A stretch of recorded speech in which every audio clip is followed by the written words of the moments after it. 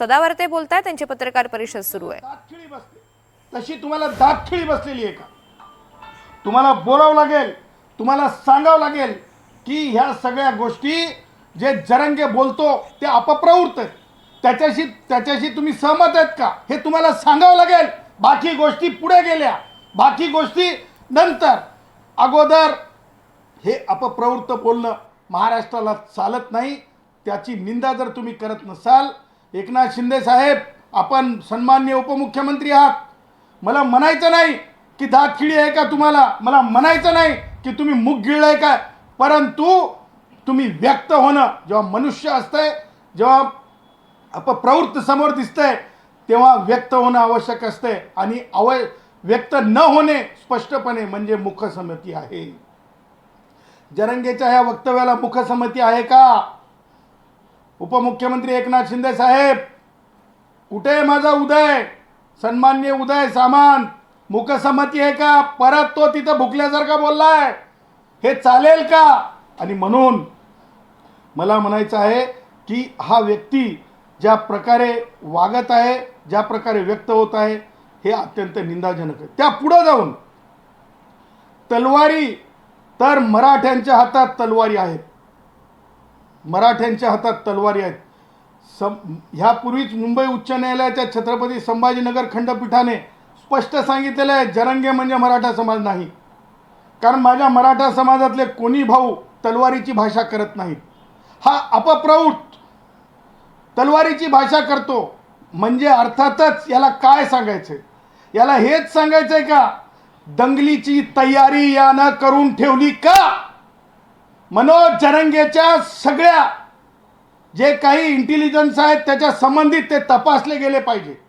कारण मनोज जरंगे तलवारीची भाषा करत आहे याचा अर्थ यांनी कुठेतरी रक्तरंजित महाराष्ट्र करण्याची तयारी केली का हे पाहणं नुसतं आवश्यकच नाही, तर कारवाई होणं आवश्यक आहे. कुठे आहेत तलवारी, कुठे आहेत तलवारी? की याचा भाताचा बोलाची भात आणि बोलाचीच कडी आहे का, हे सुद्धा तपासणं आवश्यक आहे. याच्यामुळे सामान्यपणे इतर मराठा युवक अडचणीत येऊ शकतात. याच्या अशा भाष्कळ बोलण्यामुळे, अशा या अपप्रवृत्त बोलण्यामुळे, अशा नीचपणाच्या बोलण्यामुळे. आणि म्हणून ह्या जरंगेला जे आहे कायदेशीर धडा येणं आवश्यक आहे.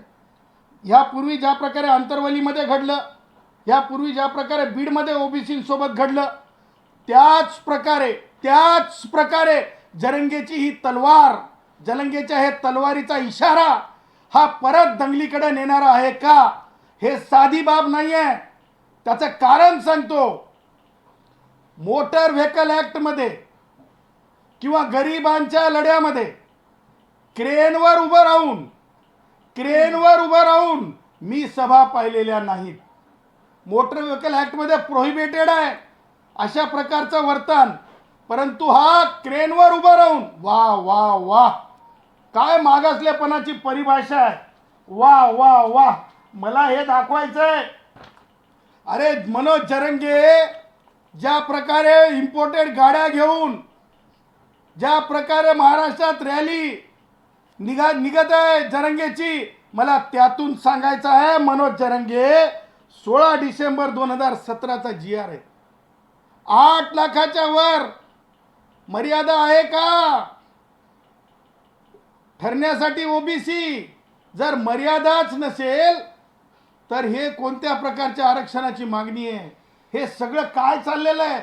आणि म्हणून माझं हे म्हणणं आहे की ज्या आरक्षणाच्या संहितेमध्ये अशा गरिबाचं तुम्ही बघा, गरिबांच्या आंदोलनं, आमच्या ST कष्टकऱ्यांची आंदोलनं ही आझाद मैदानावर वर पाऊस धोधार आणि खाली रोट्या, चटणी, लोणचं असे आंदोलन असतात.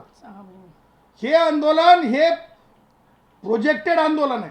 हे आंदोलन रसद पुरवून केलेलं आंदोलन आहे. हे आंदोलन हे रेती वाल्या माफियांकडून चाललंय का, वाळू माफियांकडून हे आंदोलन आहे.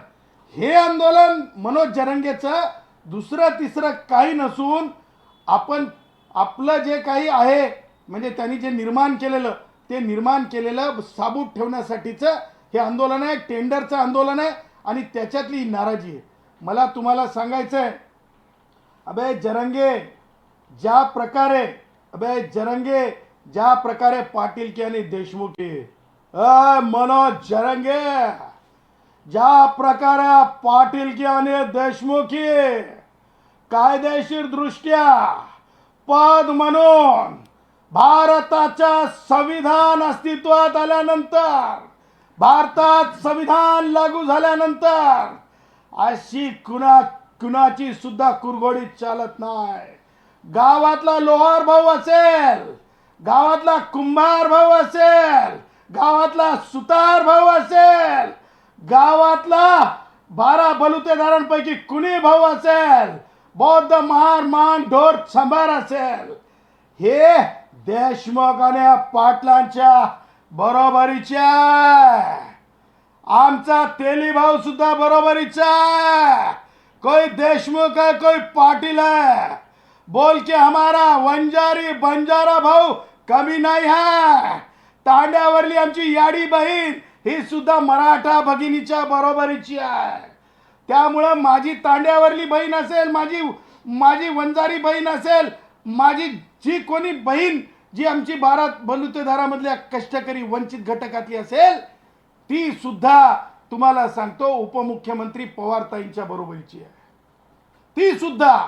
त्यामुळे भारताच्या संविधानानं बरोबरी सांगितलेली आहे.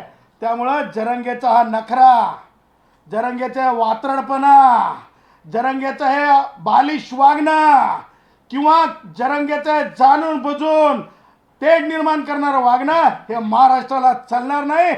जरंगे, कांटाळ्या उघडून ऐकायचा, कांटाळ्या कांटाळ्या सब बराबरी काय, तेरी नहीं चाले, तेरी नहीं चाले, तेरी नहीं चाले. आणि जे तुला रसद पेट्रोल पुरवतात ना, त्यांची सुद्धा चालणार नाही. त्यांना सुद्धा एक दिवस उघड पाडू. त्या पुढे जाऊन मला सांगायचं आहे की बघा ही भाषा 96 कुळी, 96 कुळी, स्वतः काय म्हणतो 96 कुळाचा अहंकार असल्यासारखा तो बोलतो वारंवार वारंवार वारंवार. मला हे म्हणायचं या निमित्तानं, जरंगे जिल्हा परिषदचे अध्यक्ष, नगर परिषदांचे अध्यक्ष, भारताच्या महामहिम राष्ट्रपती, हे सगळे तसेच कलेक्टर, जिल्हा परिषदचे सीओ, हे सगळे अधिकारी मुख्य सचिवांपर्यंत लक्षात ठेव, आता सगळ्या जाती धर्माचे होऊ शकतात. ही आरक्षणातून ही खऱ्या मागासलेल्यांसाठी, कुडमुड्या जोशींपासून अनुसूचित जाती जमातीपर्यंतसाठी ही केलेली भारतरत्न डॉक्टर बाबासाहेब आंबेडकरांनी व्यवस्था आहे. त्यामुळं जर पालकमंत्री शिरसाट असतील छत्रपती संभाजीनगरचे, जर पालकमंत्री मुंडेताई असतील जालन्याच्या, तर तिथं अंबादास दानवेंना सुद्धा ताईंना ऐकावं लागतं, कारण ते पालकमंत्री असतात. अंबादास दानवे मराठा आहेत म्हणून, पालकमंत्री वंजारी समाजाचे आहेत म्हणून कोणत्याच प्रकारे कुणालाच अपमान करता येत नाही. मग खासदार भोसले कोल्हापूरचे का असेनात, कुणाला सुद्धा त्या म्हणजे ज्या व्यवस्थेने संविधानाने दिलेल्या पदापेक्षा स्वतःला मोठं सांगता येत नाही. त्यामुळे तुझे विचार हे तिनपट विचार, हे पानिकम चाय विचार, ह्या विचारांना काही किंमत नाही. तुझे फिरत आहेस हे कवडी मोले, कवडी मोले, कवडी मोले. त्या पुढे जाऊन मला म्हणायचं आहे, ज्या प्रकारे तुम्हाला सांगतो, ज्या प्रकारे राईट टू डिग्निटीचा प्रश्न आहे, राईट टू डिग्निटी ही प्रत्येक माणसाच्या जीवनाचा आधार आहे. राईट टू डिसेंट म्हणजे जर कुणी टीका करत असेल तर ते ऐकणं अधिकार आहे, परंतु रिजनेबल रिस्ट्रिक्शन्स आहेत. महिलांचा अपमान करू शकत नाही. आई बहिणींचा अपमान केला यांनी मागच्या काळात, पोलीस महिलांचा अपमान केला यांनी मागच्या काळात. आत्ता विद्यमान परिस्थितीमध्ये हा तेली समाज असोत की ओबीसी समाज असोत, म्हणजे भुजबळ साहेब असोत की मुंडे साहेब असोत की असोत बावनकुळे साहेब, ह्या सगळ्यांना तो पाण्यात पाहतो आणि सगळ्यांना गर्भित इशारे देतो. ह्याचे गर्भित इशारे आता चालणार नाहीत. आणि म्हणून मला तुम्हाला हे सांगायचं आहे की ज्या प्रकारे जरंगे एकेरी भाषा बोलतो, मोबाईल कुठे, ज्या प्रकारे जरंगे एकेरी भाषा बोलतो, त्या भाषेला मला तुम्हाला एकदाचं सांगायचं आहे की हे भाषा जरंगेच्या समर्थकांना चालते का. कारण ही जर भाषा जरंगेच्या समर्थकांना चालत असेल तर त्यांनी ते उजागर करावं.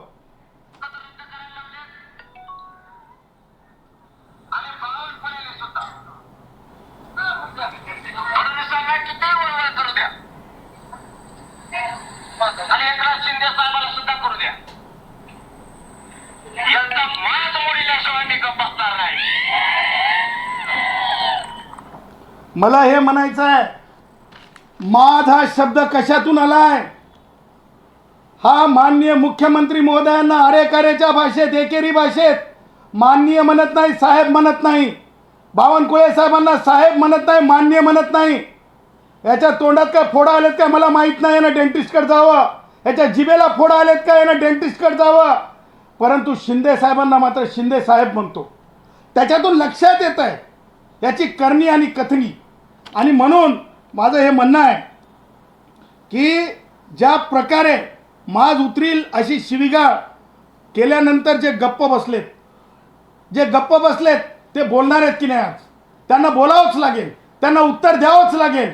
नाहीतर त्यांनी जाहीर करावं की आम्ही संविधानाच्या पूर्वीच्या व्यवस्थेतले आहोत. विखे पाटील तुम्हाला सुद्धा लोक म्हणतात विखेंच्या पुढं पाटील का म्हणता? आता ह्यानंतर तुम्हाला तुमचेच लोक सांगतात म्हणून मला आता विखे म्हणावं लागणार आहे. मान्य विखे, तुम्हाला सुद्धा हे विचार करावा लागेल. आणि म्हणून तुम्हाला सांगायचं आहे की ज्या प्रकारे म्हणजे गुलाबराव पाटील साहेब व्यक्त झालेत, मला त्यांना हे सांगायचं आहे, गुलाबराव दादा तुम्हाला हे जमते का? अशा प्रकारे माज म्हणणं, अशा प्रकारे अर्वच्चे शिवीगाळ करणं हे जमते का? त्या पुढे जाऊन आणखीन एक व्हिडिओ जो जरंगेचा ते जर तुम्ही ऐकला तर सगळे हक्काबक्का होतील. सोशल मीडियाच्या व्हिडिओची पुष्टी नाही, परंतु त्यांच्या जे ग्रुप आहेत त्याच्यामध्ये जे चाललेला व्हिडिओ तो तुम्हाला ऐकवतो.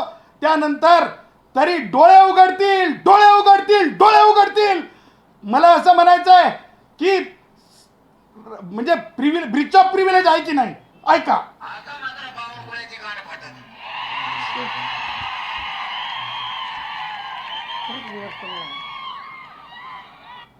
तुम्ही माध्यम आहेत, बावनकुळेची गाठ फाटत.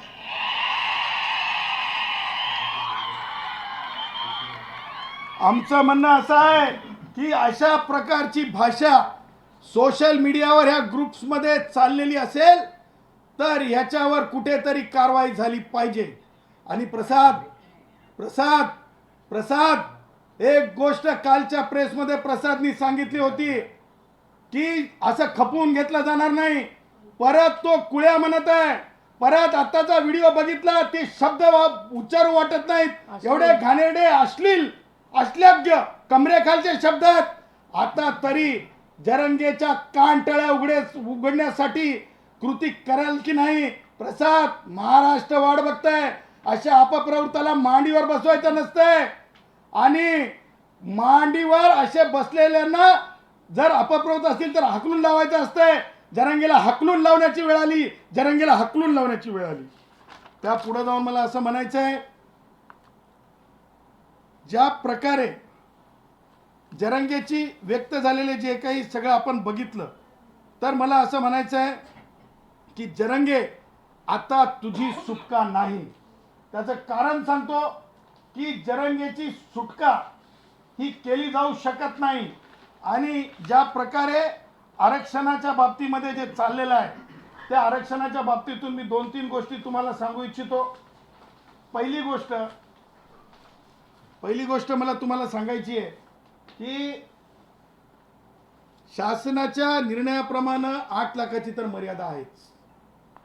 दुसरी गोष्ट मला सांगायची आहे, एकनाथ शिंदे साहेब तुम्ही शपथ घेतली आझाद मैदानात आरक्षण देतो म्हणून, परंतु शिंदे साहेब 6 ऑगस्ट 2026 माननीय न्यायमूर्ती सुमन, माननीय न्यायमूर्ती सैताना यांच्या पीठानं स्पष्टपणे तुम्ही दिलेल्या आरक्षणाच्या बाबतीत, तुम्ही दिलेल्या आरक्षणाच्या 10% जागांमधून स्पष्टपणे सांगितलेलं आहे की त्या राज्यसेवेच्या विद्यार्थ्यांना ट्रेनिंगला पाठवू नका.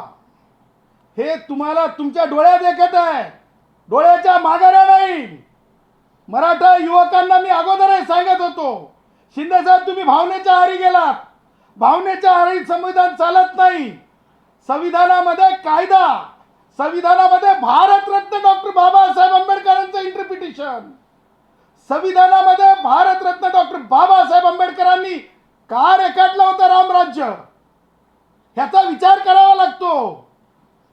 त्यामुळं तुमच्या स्वतःच्या उपमुख्यमंत्री असतानाच्या काळात 6 ऑगस्ट 2026 काल परवा हे तुम्हाला कोणी सांगत नाही, कारण तुमच्या एका पीओवर गुन्हा दाखल झाल्याचं समजतंय, तर दुसरा चमकोगिरीमध्ये आहे.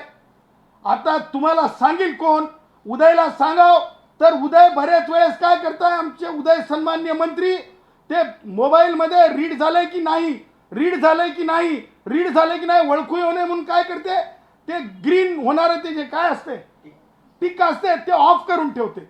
आता कोणाला सांगाव, आता तुमच्या हयातीमध्ये तुम्ही दिलेला 10% तुम्हाला सांगतो भात सगळा खाऊन त्याची हे पाहिली जात नाही. भाताची परीक्षा शितावून असते. आणि शिंदे साहेब हा निकाल बोलकाय, आणि ह्या निकालानं तुम्ही दिलेलं 10% आरक्षण देता येत नाही असं स्पष्टपणे जागा रिकाम्या ठेवा असं माननीय उच्च न्यायालयाने स्पष्टपणे जे आहे भागवत जोरकर विरुद्ध महाराष्ट्र लोकसेवा आयोगाच्या केसमध्ये सांगितलेलं आहे. ह्याची नोंद तुम्ही घेणं आवश्यक आहे.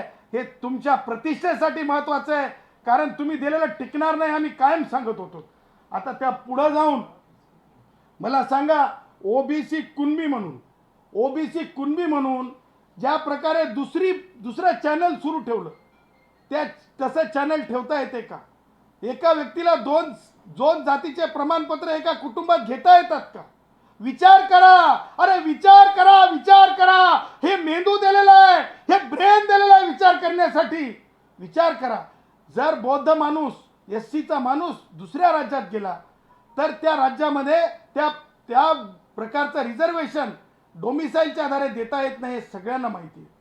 परंतु ह्या महाराष्ट्रामध्ये 2 प्रकारे सर्टिफिकेट घेतले चाललेत. आणि त्याही पुढे जाऊन मला सांगायचंय की कोण आहे ते प्रमाणपत्र मिळवणारे, जर तुम्हाला दाखवले तर धक्का बसेल, धक्का. हे आहे प्रमाणपत्र कास्ट व्हॅलिडिटीचं. कुणाला दिलंय, तर हे आहे जामकर संग्राम प्रतापराव, हे कास्ट व्हॅलिडिटी.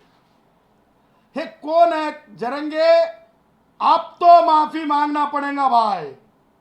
एक दिवस अगोदर जरंगे काय म्हणला की निवडणुकांसाठी राजकारणासाठी प्रमाणपत्राला माझा पाठिंबा नाही. मग जरंगे ज्या 4 भगिनी मराठा तुझ्याकडे आल्या होत्या जिल्हा परिषदेच्या आणि नगर परिषदेच्या, आणि हा व्हॅलिडिटी प्रमाणपत्र हे सगळं राजकारणासाठीचं आहे. खरे ओबीसी ज्यांच्यासाठी ही तरतूद केलेली आहे, मग ते कुंभार भावापासून ते लोहार भावापर्यंत, घिसडी भावापासून वडर भावापर्यंत, कैकाडी भावापासून वंजारी भावापासून बंजारा भावापर्यंत, ह्या सगळ्या भावांची जी आहे, जी कुठेतरी राजकीय उपलब्धता असते